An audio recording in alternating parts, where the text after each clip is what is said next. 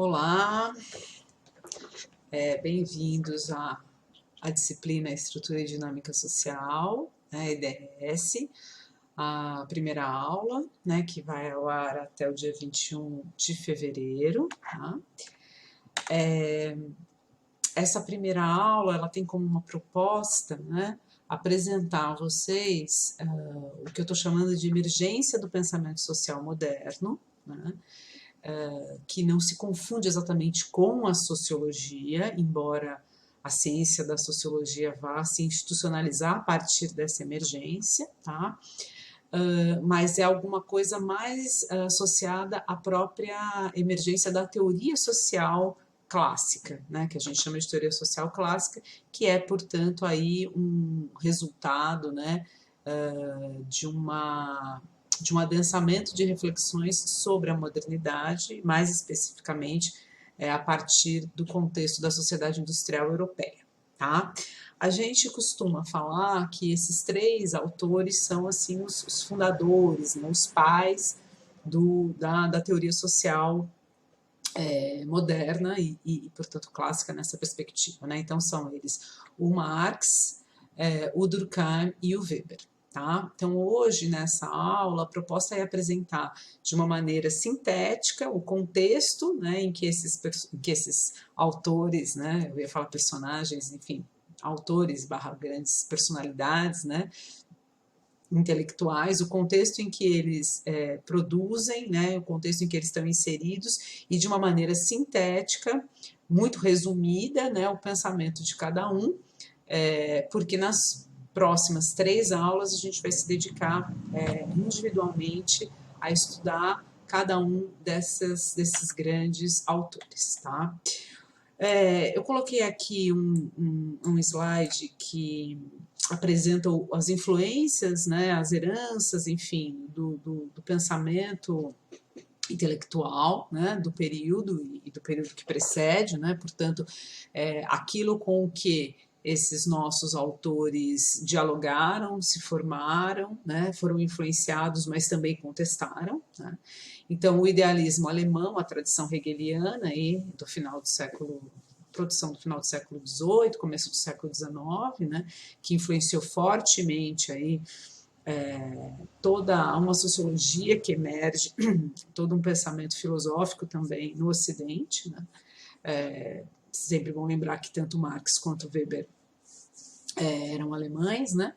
O racionalismo inglês, né, economia política, né, o Adam Smith e o David Ricardo, que vão ser aí vão servir a teoria econômica de ambos, né, servirão, né, tanto de argumento quanto de contraposição pelo Marx e também pelo Weber. Né?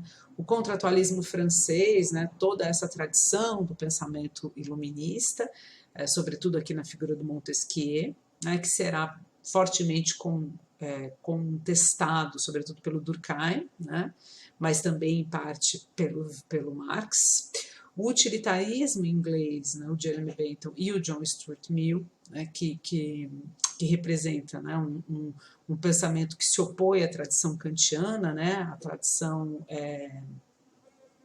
da ética kantiana, né, da moral kantiana, que também serão aí comporão os termos, né, das influências e também das contestações, né, dos nossos autores. O socialismo francês, os socialistas utópicos, aí, sobretudo Fourier e Saint-Simon, que vão influenciar fortemente o Marx, né, num primeiro momento. Né, num segundo momento, o Marx é como se ele superasse, né, essas proposições dos socialistas utópicos. Né. E o positivismo do Auguste Comte, Comte, na verdade, é o autor que institucionaliza a sociologia na França, né, e é o grande pai da filosofia positivista, né, que influenciará fortemente o Durkheim e toda a sociologia emergente na França e nos Estados Unidos no século XX. Né, há vários autores aí que beberão dessa fonte que é positivismo. Vamos lá. o contexto e os marcos sociais. A Europa do século XIX, né, ela é o contexto é um contexto de resultado, né, de abruptas e intensas transformações sociais, econômicas e políticas, né, advindas das revoluções francesa e industrial do século precedente, né, mas no caso da Revolução Industrial, uma revolução em permanente transformação e contínua transformação, uma revolução científica, tecnológica, que vai impactar fortemente num reordenamento do contexto, das dinâmicas da sociedade, nos seus aspectos demográficos, no seu aspecto econômico, político, né? Isso vai produzir uma verdadeira nova ordem social, né? Muito ocasionada pela mudança aí, né, do marco do feudalismo, né, de um mundo tradicional, baseado numa determinada economia agrária, né, num mundo rural, predominantemente rural, e que há uma expropriação, vamos dizer assim, de uma certa forma intensa e abrupta, né, que promove uma urbanização desordenada, ao mesmo tempo uma pauperização também, na medida em que os sujeitos são cada vez mais apartados dos seus meios de produção, né, em que a produção artesanal, agrícola, ela é secundarizada, né. Isso vai gerar, além das desigualdades econômicas que vão ser largamente tematizadas e problematizadas pelo Marx e pelo marxismo, vão gerar também novos arranjos sociais que vão levar a conflitos sociais de outras naturezas, né? No ponto de vista da organização das famílias, né, das culturas, daquele mundo daquele mundo cultural, daquela ordem cultural mais tradicional que se desorganiza, né? Então há, de fato, um contexto de muitas transformações. É esse contexto que os nossos autores estão inseridos e que a sociedade, portanto, passa a ser pensada como um objeto, né? Como uma problemática. Vale lembrar também, durante o século XIX, as grandes greves, lutas e revoltas e revoluções, né, populares que vão resultar justamente dessa contradição entre capital e trabalho, das quais aí vale a pena mencionar 1848 e 1871 na França, que são dois grandes marcos aí dessas revoluções, que, segundo o Hobsbawm, vão ser muito tematizadas aí na era das revoluções, né? E aí eu coloquei essa frase que está no Manifesto do Partido Comunista, do Marx e do Engels, que simboliza muito, né, esse contexto, que é tudo que é sólido desmancha no ar, né? É isso que essa grande transformação aí advinda da Revolução Industrial, sobretudo, vai provocar nesse mundo social até então feudal, ou mesmo aí da primeira fase do capitalismo. Bom, então, né, dando sequência a esse contexto, o que nós temos, então, são pensadores, intelectuais, enfim, que vão ter que responder, né, eles se veem com a necessidade de responder a esses problemas, né? a essa ordem de transformações sociais. Então, na verdade, esses grandes pensadores que fundam essas ciências sociais modernas, eles pretendem, cada um ao seu modo, a partir dos seus referenciais analíticos, teóricos e empíricos, responder e compreender, né? Compreender e alguns responder propositivamente, né, a esse cenário de mudanças e conflitos nessa sociedade industrial moderna, pensando aí a Europa Ocidental, né? Partindo, como eu disse, de pressupostos teóricos diferentes, bases de interpretação diferentes e na construção de novas categorias de análise e métodos de investigação. Né? Daí a sociedade, como eu falei, emergindo então como um objeto privilegiado. Né? Até então, nas ciências humanas, ela não era um objeto como tal. Né? As ciências humanas fortemente aí marcadas, sobretudo pela filosofia, né? Se pensando ali grandes temas da moral, né? das ideias, ou mesmo a história, mas com outros objetos que não a própria sociedade. Né? Contudo, né, apenas os positivistas, nesse momento, reclamarão, né, essa autonomia de uma ciência que se pretenda autônoma, como método, objeto próprio, para investigar essa sociedade, que seria, portanto, a sociologia, mas só esses herdeiros do Comte e seus herdeiros vão estar reclamando nesse momento, essa autonomia dessa ciência, né? Isso eu quero dizer que, por exemplo, tanto Marx quanto Weber não se pensam como sociólogos, né?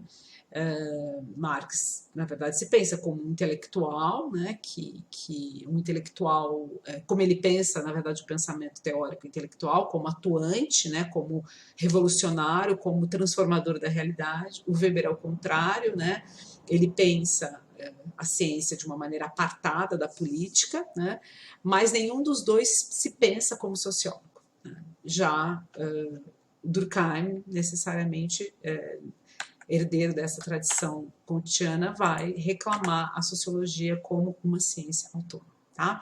Aqui eu fiz uma brincadeira, eu não sei se vocês são do BCH ou do BCIT, mas de um modo geral, as pessoas conhecem essa brincadeira, né? Essa metáfora de que os três fundadores das ciências sociais são, portanto, os três porquinhos, né? Os três porquinhos, Marx, Weber, Durkheim, né? Então eu brinquei e coloquei uma imagem aqui da internet com essa figuração, tá?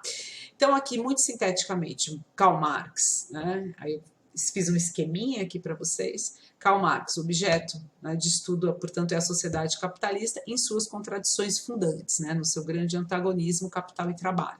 A partir daí ele vai desenvolver a categoria alienação, né, como uma categoria que explica, portanto, essa condição humana, essa condição do sujeito sob o capitalismo, né, que é uma categoria que os aprisiona e não os leva, portanto, à emancipação, que é o seu destino, né, que é o seu horizonte propositivo, né, do Marx. A gente vai ter condições de falar disso na aula do Marx. Bom, o motor da história para o Marx é a luta de classes, né? Então, o Marx pensa o conflito como explicativo, né, como o motor da história. Né? Toda a história da humanidade é uma história da luta de classes, não só sobre o capitalismo. Né? O capitalismo ele tem a vantagem, entre aspas, de radicalizar isso, e por isso, ao radicalizar, ao expropriar uma das categorias, que é o proletariado, de todos os seus bens, ele potencializa a revolução. Né? Bom, então é isso. Para o Marx, a luta de classes é esse antagonismo fundante, né, que é, portanto, também dentro de uma perspectiva metodológica também, né, que é inspirada na noção da dialética hegeliana, é o que vai orientar a história e é o que vai orientar também a investigação científica. O método é o materialismo histórico, a gente também vai poder falar sobre isso com mais calma, mas se opõe ao idealismo hegeliano, né? Ele objetiva pensar as relações humanas, os homens na sua materialidade, nas suas expressões, nas relações de produção, né? E não no campo das ideias, né? No campo da abstração. Embora as ideias também, obviamente, componham esse mundo, né? Mas isso a gente vai poder explicar mais adiante. E o seu projeto é a revolução, né? Esse é o horizonte. A revolução seria o quê, né, sobre o capitalismo? A apropriação coletiva dos meios de produção, que levaria, portanto, a uma emancipação humana, né, e uma desalienação do homem, e o homem como deixaria de ser esse sujeito individual, né, que é um sujeito que potencialmente é levado à alienação. Né? Para o Marx, a única forma de desalienação ela é uma revolução que se pretenda total. Né? A revolução política, né, liberal, ela não produz emancipação para o Marx, ela produz, na verdade, ainda mais alienação. Tá? Bom, o Durkheim, né, tem uma visão radicalmente oposta da do Marx no que toca a questão do conflito e dessa dinâmica do antagonismo. Né? Bom, o objeto do Durkheim, como eu disse para vocês, ele defende a sociologia como uma ciência autônoma, né? Então, o objeto para ele defende que existe um objeto próprio, que é o fato social, né? O fato social para o Durkheim, ele não se confunde com os indivíduos, né? Como a sociedade não se confunde, e tanto a sociedade quanto o fato social é a expressão, né, dos fenômenos sociais, eles são anteriores, exteriores e coercitivos, eles se impõem ao indivíduo, né? Essa é uma forma radicalmente diferente de pensar toda uma tradição filosófica que é inaugurada com o iluminismo, né? Que é a tradição do indivíduo, da razão, né, do penso logo existo. Para o Durkheim e para os positivistas de um modo geral, o que existe é a sociedade, né? É a sociedade que é o elemento central, e que é o que é a realidade que se impõe, né? Contudo, essa sociedade moderna, industrial, vive uma crise, né? Ele vê o conflito, mas ele não vê o conflito como algo que tem uma potencialidade de superação, né? E, portanto, essa positividade de levar a um processo revolucionário que emancipará o homem. Não, ao contrário. A ideia do Durkheim é sempre combater esse conflito, porque o conflito é desagregador, né?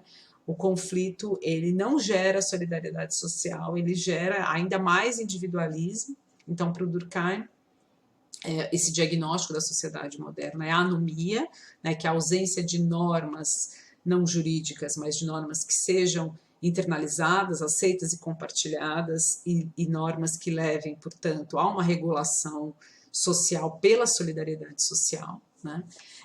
E esse é o diagnóstico, né? E para intervir, né, a proposição dele é uma reforma social que leve em consideração esse horizonte de uma solidariedade orgânica, né, e de integração. Então, por isso ele é entendido também como um sociólogo da ordem, né, um sociólogo não do conflito, não da revolução, mas um sociólogo da ordem e da integração, tá?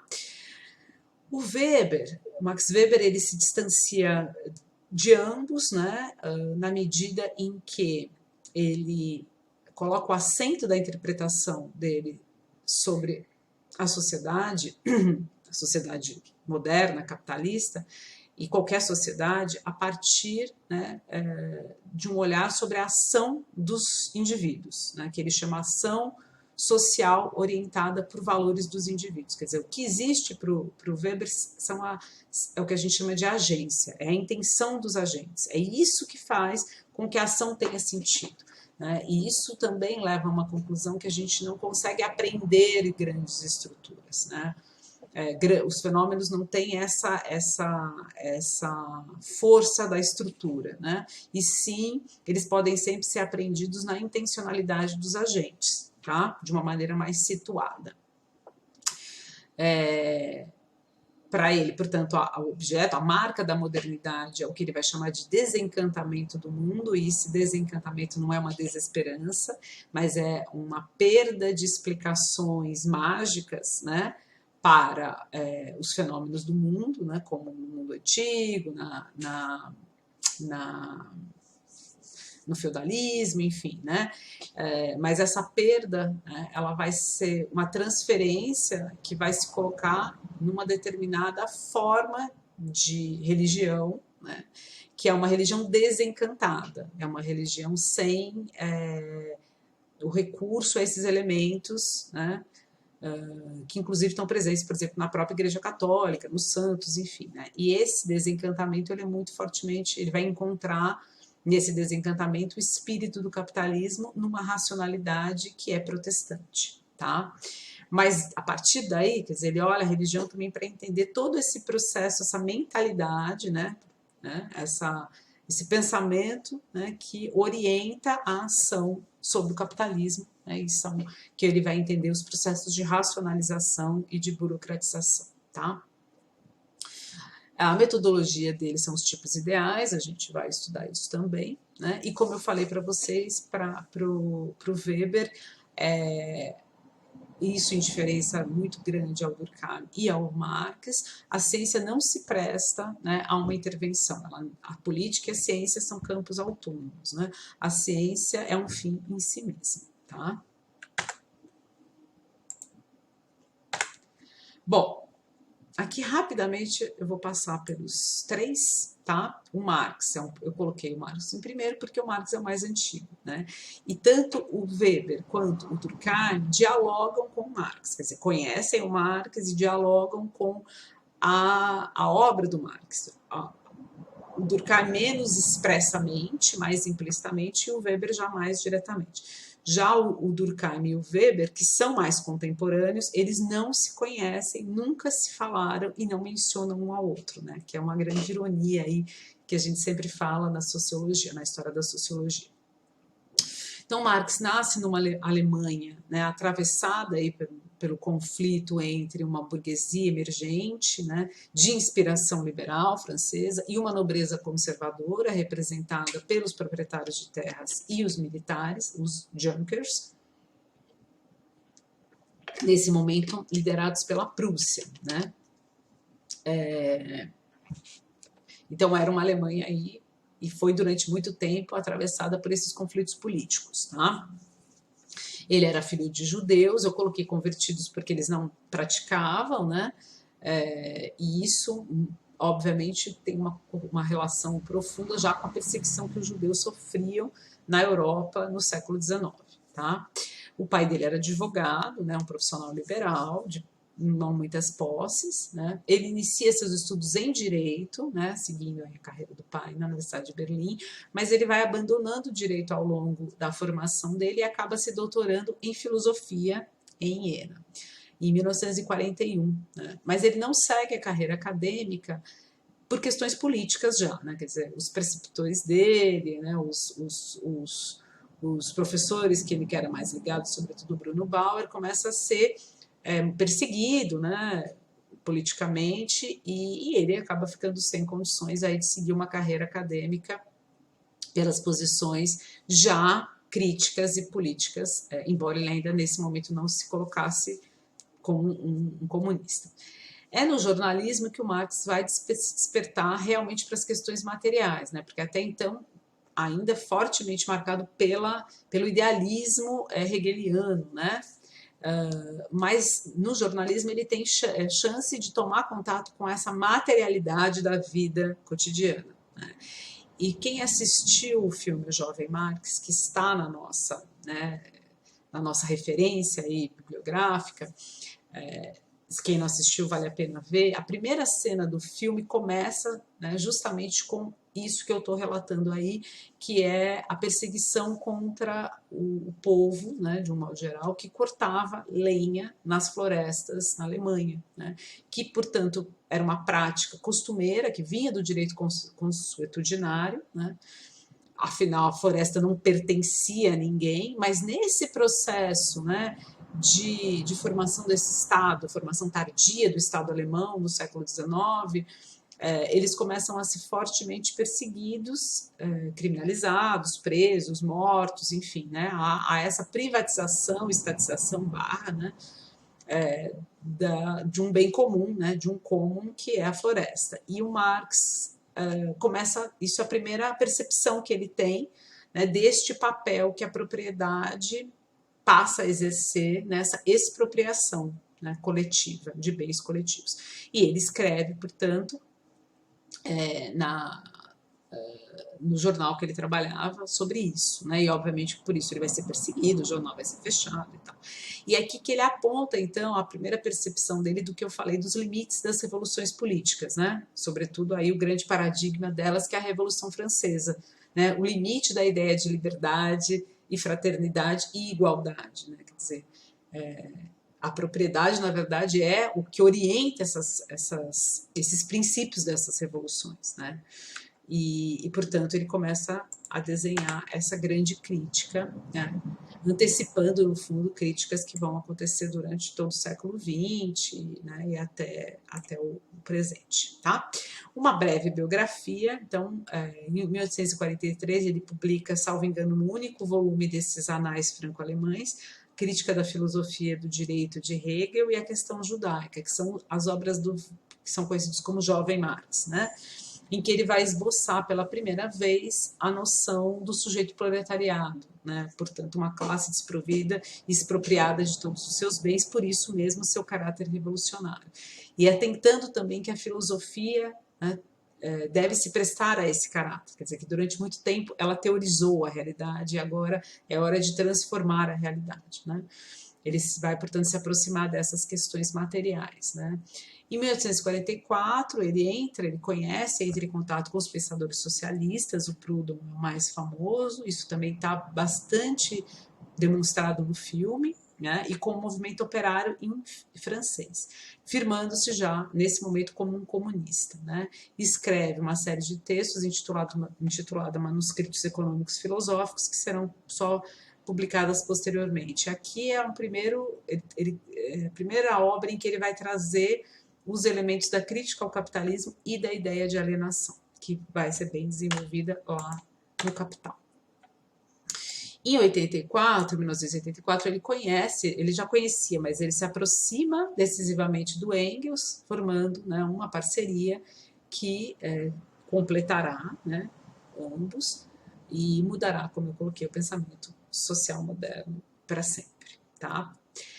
Juntos eles escrevem A Sagrada Família e a Ideologia Alemã, né, que é um texto muito importante em que, ao mesmo tempo que ele faz a crítica ao idealismo hegeliano, ele também se distancia do materialismo que se colocava dos jovens hegelianos ali na Alemanha, né? Exatamente porque a materialidade deles não era uma materialidade que, primeiro, levasse em consideração a dialética, né? Que é um movimento característico da história e que também não descia a concretude das relações vividas aí pelos homens no seu momento, tá? E também ele escreve as teses sobre Feuerbach que serão publicadas depois junto com a ideologia alemã. Se a gente vê os livros disponíveis no Brasil, né, do Marx, a obra do Marx, a ideologia alemã geralmente vem junto com as teses sobre Feuerbach, tá? Então, é aí que ele vai consagrar a dialética e o materialismo histórico. Em 1848, ele publica, portanto, o famoso, junto com Engels, Manifesto do Partido Comunista, né, como um documento a ser lançado à classe operária no segundo congresso da Liga Comunista, né, que, portanto, ela mudou de nome nesse segundo congresso. A gente vai trabalhar com ele como um documento, como uma obra, né, bibliográfica, acho que a única que eu vou colocar do Marx como leitura obrigatória. Ele não é um texto menor, como se costuma dizer, né? Ele foi um texto feito para a classe operária, mas nem por isso ele não é carregado de conceitos centrais no pensamento marxiano, né? A questão é que eles estão elaborados, né, de uma forma que pudesse ser acessível, né? Mas ali a gente encontra todos ou quase todos os elementos que ele depois, em outras obras, como e sobretudo no Capital, ele vai desenvolver, tá? Até hoje ele é um livro extremamente lido, divulgado, enfim. Bom, em 1852 ele escreve 18 de Brumário, de Luiz Bonaparte, na França, ele vai se exilar na França. Bom, ele estava na França no Manifesto, depois ele vai para Bruxelas, volta para a França. A vida do Marx ela é toda itinerante, né? Sendo obrigado a se mudar por perseguições políticas e, por conta disso, também vivendo numa situação econômica de muita pobreza e miséria, né? Que implicarão aí no estado de saúde dele também. Esse 18 de Brumário é um texto, na verdade, político, né? Encomendado ali por periódicos, né, franceses. Em 1859 escreve para a crítica da economia política, que servirá de base para o livro 1 do Capital, e ele, uma vez em Londres, que vai ser o derradeiro exílio dele, ele se dedica à pesquisa intensa, a pesquisa econômica intensa e determinada, histórica, que levará, portanto, à sua maior obra, que é o Capital, tá? A gente vai falar um pouquinho do Capital no curso, né? Ele, sem dúvida, é uma obra muito complexa, né? Quem aqui, eu não sei se tem alguém do BCH, mas se tem e vai cursar ou economia ou filosofia, talvez tenha a chance de tomar mais contato com essa obra, mas ela é uma obra decisiva, né, para todo o pensamento nas ciências humanas, né, que se formula depois, né, por ele fornecer elementos nodais para a gente entender essas contradições, né, que até hoje, portanto, elas orientam, né, as desigualdades, a luta de classes, ainda que renovadamente, com outros elementos, né, mas elas estão bastante colocadas no Capital, de uma leitura muito difícil, né, porque nada é o que parece ser, né, o Marx vai tirando as camadas, né, ele vai mostrando, olha, aqui é uma camada de como as coisas aparecem, né? Na teoria do valor é bem isso que ele faz com a gente. Só que ele fala, só que não é bem isso, né? Alguma coisa que está aqui, né? Que está abaixo disso, que está subsumido nisso. Né? Então, é uma obra difícil, mas uma obra de uma importância estrondosa. E ele morre, né, em 1883, sem ter publicado os outros 2 volumes do Capital, que serão publicados pelo Engels póstumamente, né, que na verdade tudo que foi publicado posteriormente do Marx foi resultado de todo o esforço e a dedicação do Engels em recolher esse material. Tá? Bom, Durkheim, como a gente vê, né, já bem mais novo do que o Marx, né? Ele nasce na França, na região da Alsácia-Lorena, uma região de extrema disputa, né, e permanente disputa com a Alemanha, né, numa cidade justamente de fronteira, e num momento em que a Alemanha, naquele momento, estava levando a melhor nessa disputa, né, com a França. Então, a França estava ali com a moral bem baixa, né? De uma família judaica. Então, ele era judeu, mas jamais foi praticante e se tornou um agnóstico, né? Um ateu, na verdade. Diversos acontecimentos políticos sociais na França do período, né, marcam, portanto, aí o contexto de formação do Durkheim. Revoluções, as derrotas militares, como eu falei para vocês, né, na Alemanha, a instituição do divórcio, né, o divórcio na França ele é muito precoce, né, a legalização do divórcio, isso tem tudo a ver com a laicização que o Estado francês assiste, né, desde a Revolução Francesa, e isso é uma diferença drástica em relação aos outros Estados europeus, né? Na França, a laicização, eu falo que às vezes ela chega a ser um dogma, né? O dogma religioso da laicização. E a universalização da educação também. Isso promove um campo, né, de institucionalização dos saberes, né, na educação também, o que favorece a criação da sociologia ali, né, no período. Então, todo esse contexto, né, atravessados também por conflitos, né, situam Durkheim como um intelectual mobilizado à reforma social, uma perspectiva de integração e de ordem, que é o que eu já falei para vocês, né? O problema que Durkheim se coloca é a crise moral da sociedade moderna. Feroz crítico do contratualismo, como eu também já falei, né? Não são os indivíduos que criam o contrato, sim o contrário, né? O contrato é pensando em sociedade, então é a sociedade que constitui os indivíduos. Ele não consegue pensar um indivíduo sem sociedade, né? Essa é a definição por excelência.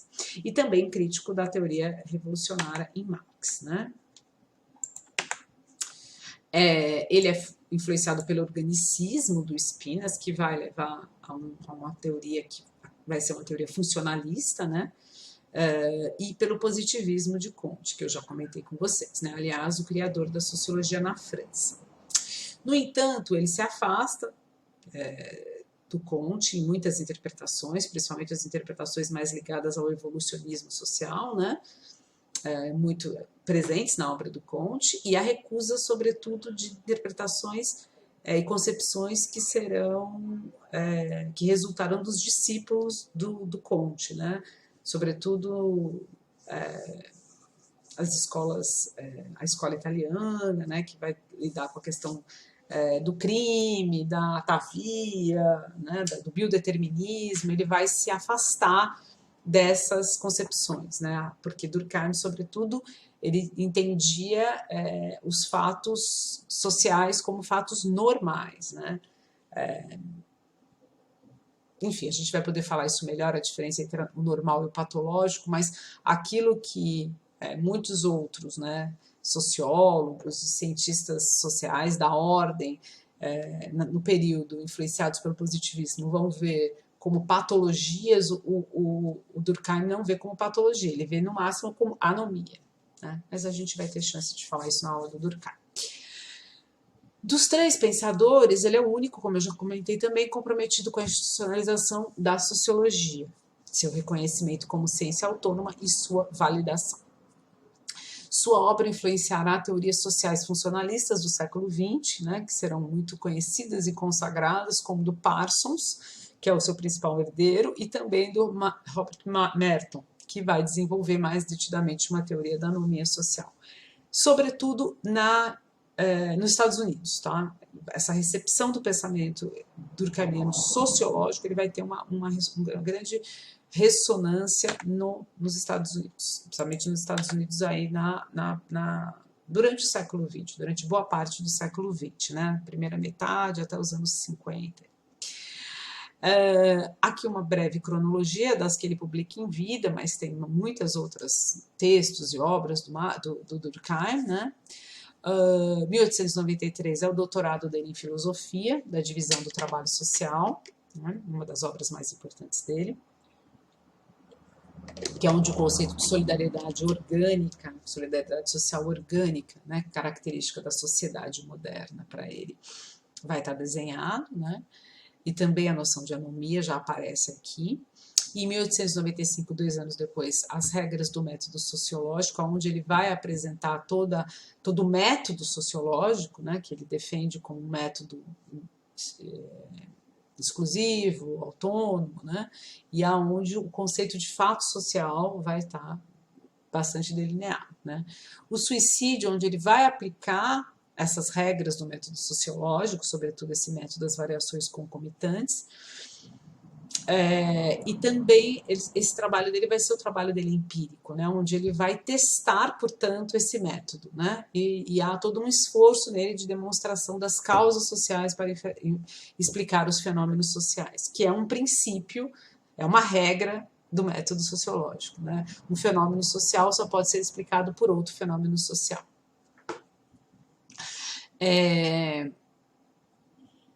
Em 1912, ele publica As Formas Elementares da Vida Religiosa, que é um texto que vai ter, na verdade, um forte efeito, né? Ele vai ressoar bastante na antropologia e na etnologia nascentes, né?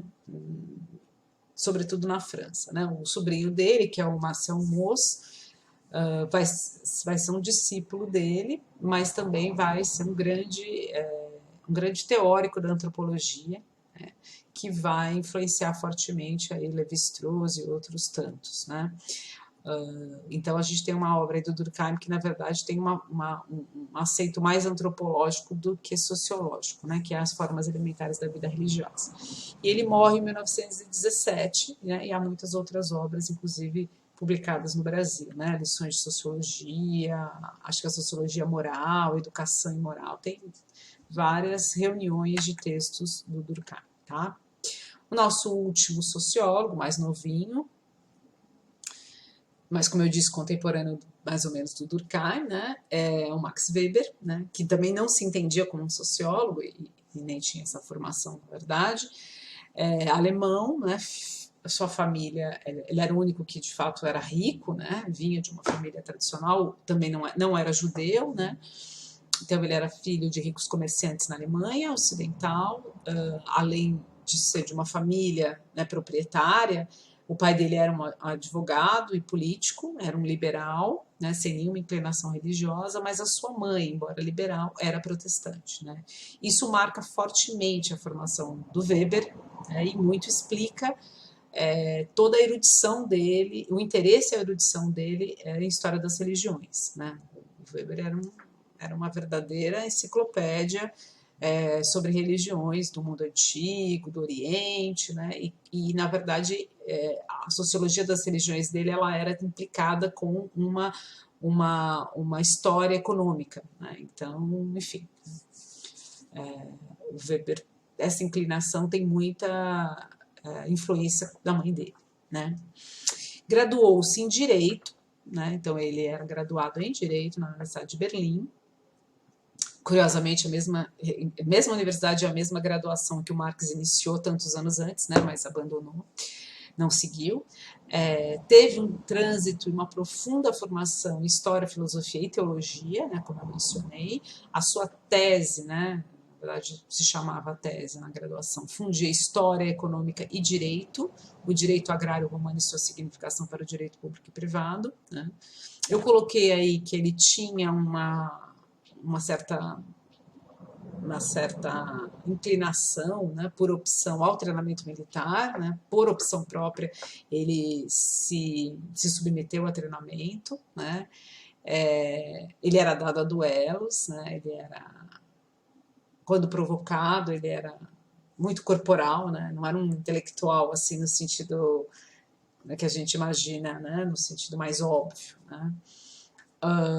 Isso também influencia, de algum modo, diz um pouco sobre os interesses dele teóricos, né.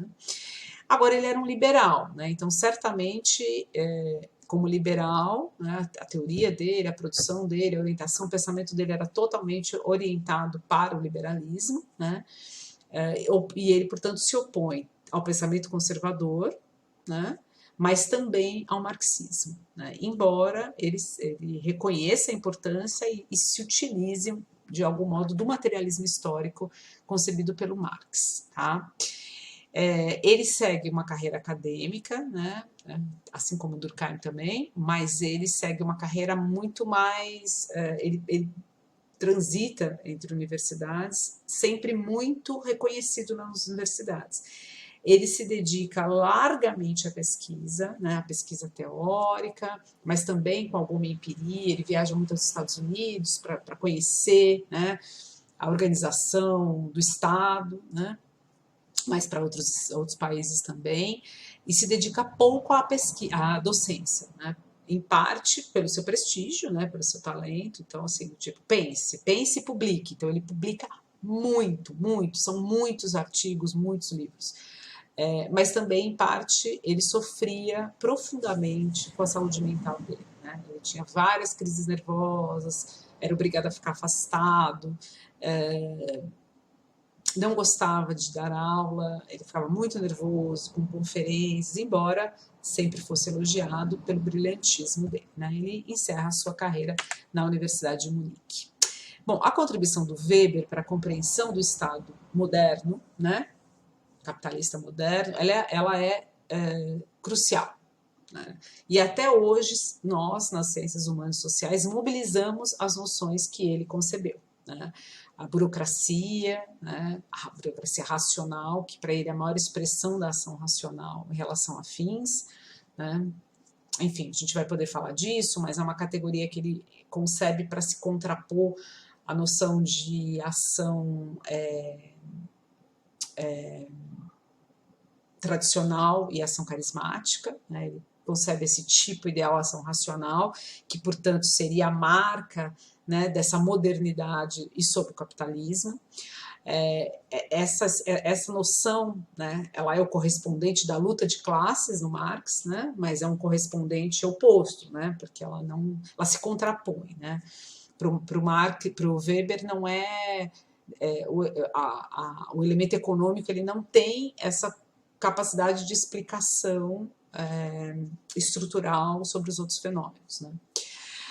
Um conceito também que vocês devem ouvir muito, que é um conceito concebido por ele também, que é o monopólio da violência legítima, né, para pensar o papel do Estado, né, a prerrogativa do Estado nas forças de segurança, nas forças de ordem, né, e por outro lado, quando esse papel ele é desafiado, ele é enfraquecido, né. A noção de patrimonialismo, que é muito usada pelos nossos interpretadores do Brasil, né, muito apropriada, né, que é, na verdade, uma noção que se põe como uma idiosincrasia, né, uma incompletude de um processo de racionalização, né, burocrática, né? Então ele manteria assim, formas de outras ações, de regimes, né, absolutistas ou regimes baseados na tradição ou no carisma, né? Mas enfim, todas essas categorias elas são até hoje mobilizadas, então o pensamento do Weber é central. Né? No Brasil, ele teve uma influência muito forte no pensamento, né, como eu falei para vocês, no pensamento social, né, nos primeiros pensadores brasileiros, sobretudo no Sérgio Buarque de Holanda e no Gilberto Freire. O Sérgio Buarque vai usar a noção do patrimonialismo para explicar, né, o que ele vai chamar das raízes, né, do Brasil e vai estar um pouco na base da cordialidade, né, do homem brasileiro. Além dos elementos teóricos, a abordagem do Weber também é uma abordagem que vai rivalizar e dualizar fortemente com a abordagem tanto do Marx quanto do Durkheim, né, que é o individualismo metodológico, que é uma das marcas do pensamento social, né, antagonizando, né, ou se compondo com essa grande abordagem, com essa grande tensão na abordagem, que é a estrutura e a agência, né? Vocês já devem ter ouvido falar. Então, se os fenômenos sociais podem ser explicados, devem ser pela estrutura, né? E aí Marx, sobretudo, e Durkheim, ou pela agência, ou seja, pela orientação dos agentes. Né? Mas, contemporaneamente, muitos sociólogos vão dizer, bom, vai ser pelas duas coisas, né? Como Bourdieu, enfim, né? Na verdade, nem uma coisa nem outra isolada, mas sim as duas. Né? É considerado, ao lado do Simmel e do Tönnies, o fundador da sociologia alemã. As obras aqui eu sintetizei algumas, tá? Objetividade do conhecimento, da ciência política e da ciência social, a ética protestante e o espírito do capitalismo, que eu acho que é a monografia mais famosa dele, né? Sobre algumas categorias da sociologia compreensiva. A sociologia compreensiva é um método, né, que ele propõe. Sociologia da religião, economia e sociedade, que foi publicado póstumamente, que é uma obra monumental, né, que demonstra realmente o trabalho exaustivo e a erudição do Weber, né, e o conhecimento dele, o acervo, né, do conhecimento sobre as diferentes sociedades. Eu acho que esse é talvez o grande mérito dessa obra, né, o fato de que ele enfrenta diferentes sociedades em diferentes períodos, né, Índia, China, né, é muito impactante essa obra. E há textos, né, que são muitas vezes reunidos em ensaios como esse que a gente vai usar aqui como referência bibliográfica, né? A ciência como vocação, a política como vocação, classe, estamento e partido, que é o texto que eu coloquei para vocês como leitura obrigatória, né? Que é o texto que dialoga mais fortemente com Marx, por isso que eu coloquei, burocracia, enfim, são vários outros textos que são muitas vezes conferências que ele foi ministrando e elas depois foram transformadas em textos, né, em artigos. Bom, os 3 últimos slides, prometo, eu coloco algumas questões para a gente pensar, para fechar, né, sobre a sociologia, né, ou sobre o pensamento social, enfim, né, o que na verdade isso pode se reter, né, qual é o alcance, qual é o objeto, né.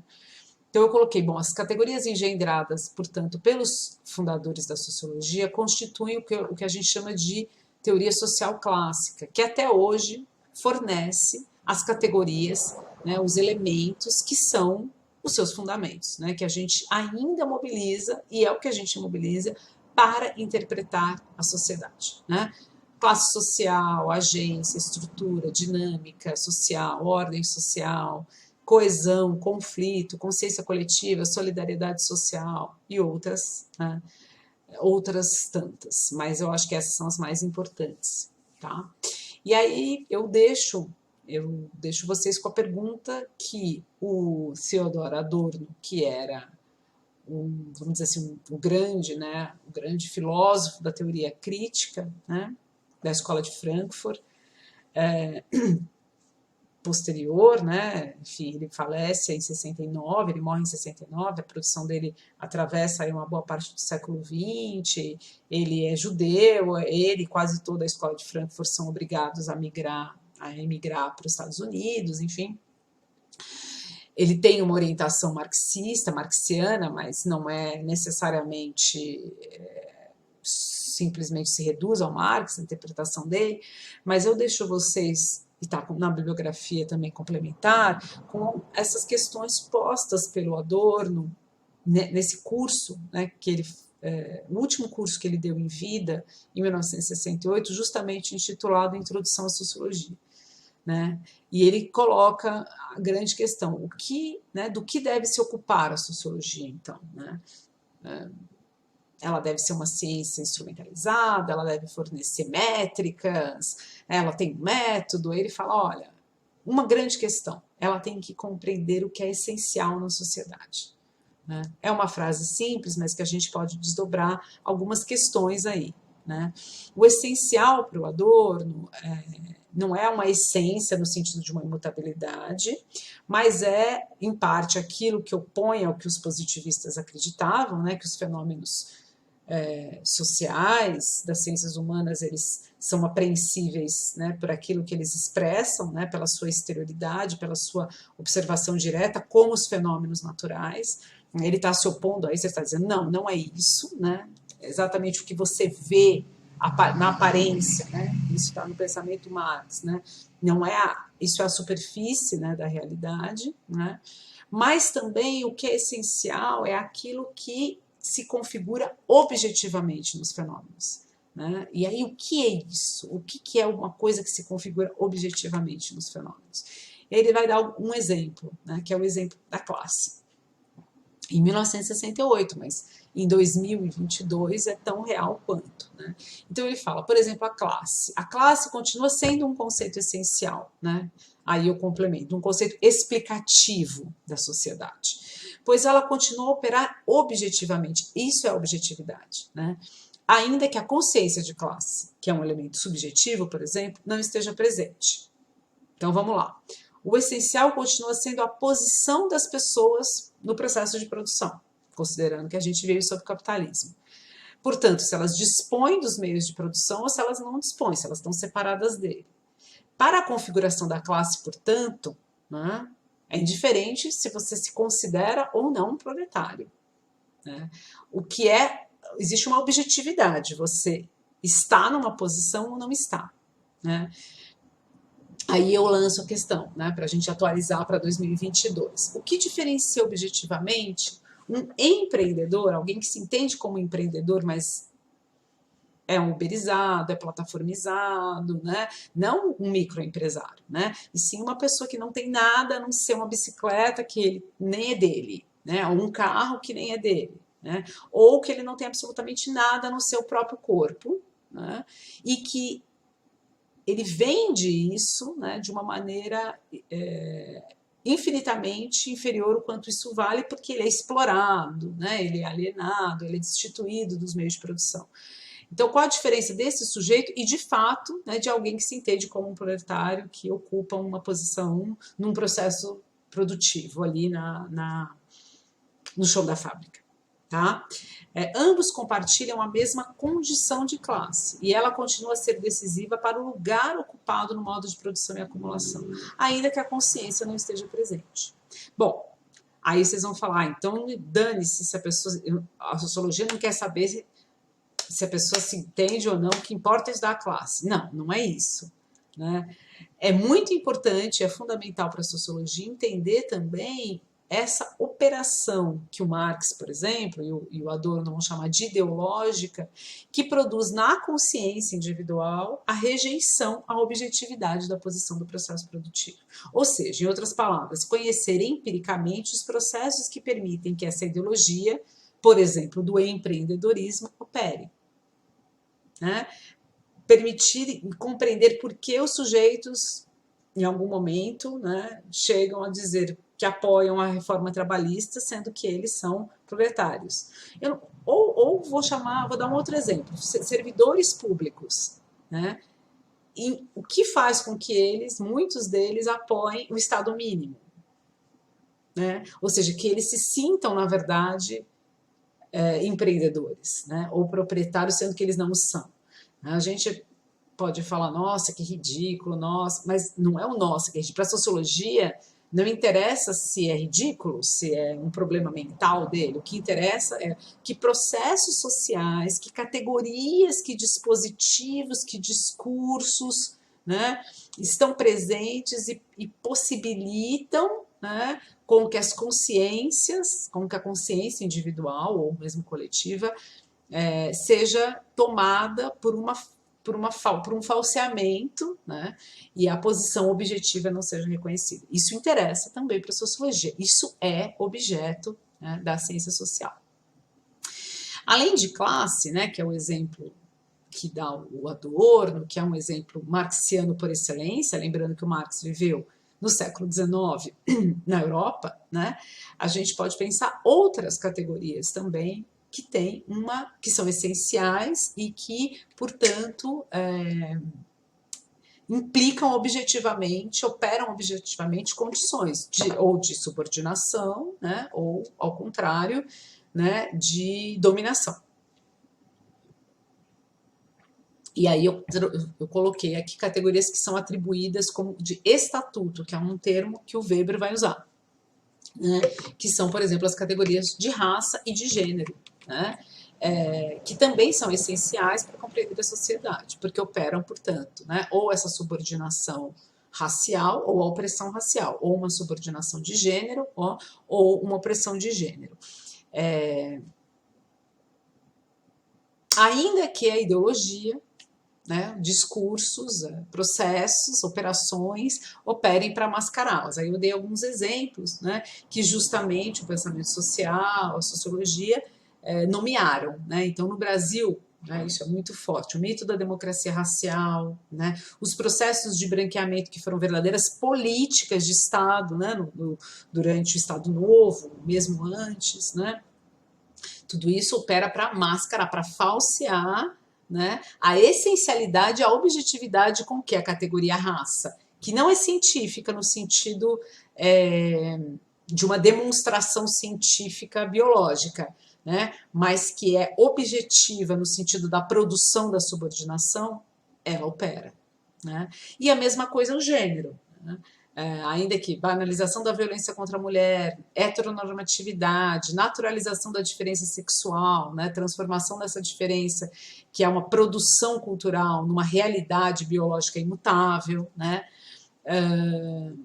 a inferiorização da mulher, a cultura do estupro, né, que é a banalização e, na verdade, o reforçamento, né, do poder dos homens sobre as mulheres, mas também falseado, né, em categorias que pretendem ocultar essa subordinação, que atuam, portanto, nesse outro nível da subjetividade, também interessam para a sociologia, tá?